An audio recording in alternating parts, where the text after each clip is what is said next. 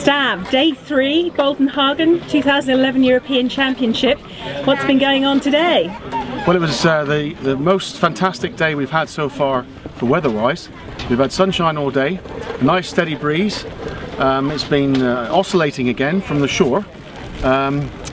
We had 2 races, which was great, and both races got away. First race, I think, was there a general recall? Yeah, there was one general recall, then a black flag, and then that got us away. And in the second race we had a general recall, and that got us away again.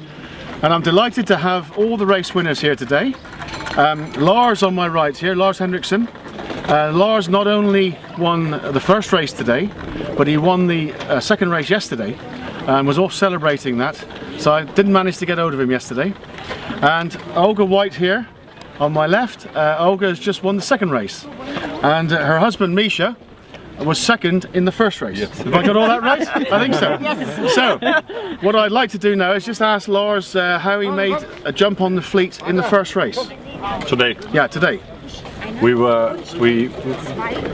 It's quite simple to say. We were just jumping the shifts all the way on the first beat, and we kept doing it on the following beats. We had attacks from all sides all the time, so we were playing the middle, trying to cover, but you cannot cover the fleet in this weather. So we forgot about the fleet, and we're just jumping from shift to shift all the way, and that was basically. And whereabouts did you start on the line?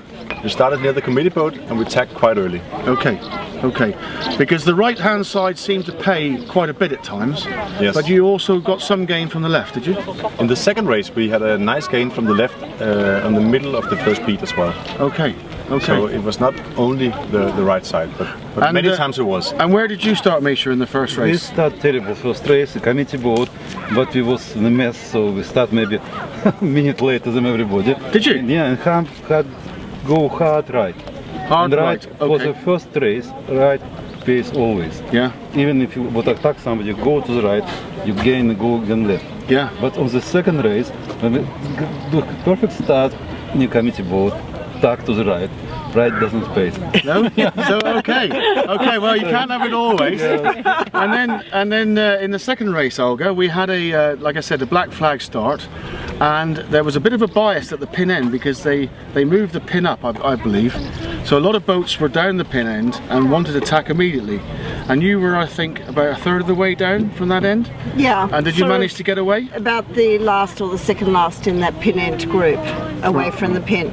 They really have more wind on pin end. Yeah. Well, the good start, they have second. In fact, we learnt from our mistake in the first race, because in the first race we were also down the pin end and we tacked off, went off to the right, but the first big puff that came along we tacked into it and all of a sudden it just disappeared. Okay. So in the second race we decided that we'd actually go all the way to the right, which is what we did. But from the left, so you get all strong winds from the left. So we got a quicker start and then we got across to catch the wind on the right hand side of the course. Yes. The main thing was, it was to take the bias of the pin, which Olga did, and then get across before the right shift came, and then accelerated you over the fleet again. So I think that right predominantly paid on the first beats, and once you made that jump on the fleet, then the sailing gets a bit easier then, doesn't it?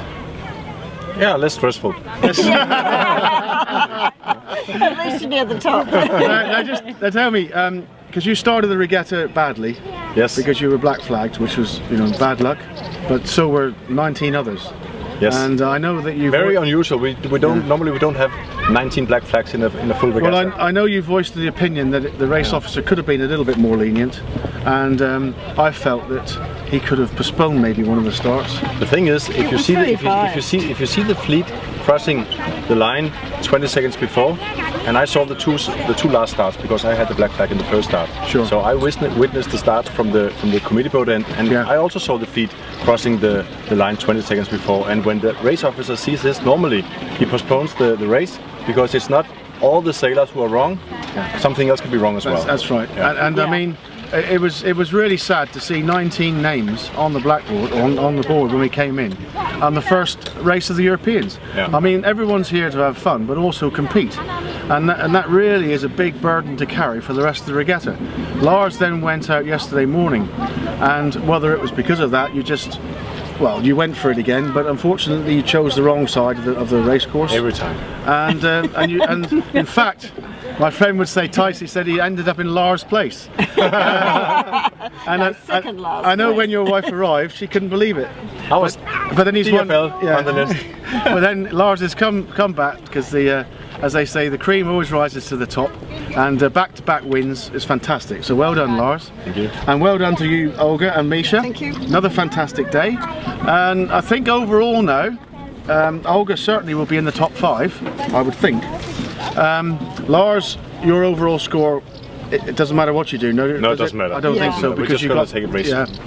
But I think we'll find that Tommy Muller is probably still leading. He had 2 consistent races today, and Martin Passion, he had about a 14 this morning, and not a very good race this afternoon, but he'll be able to discard that.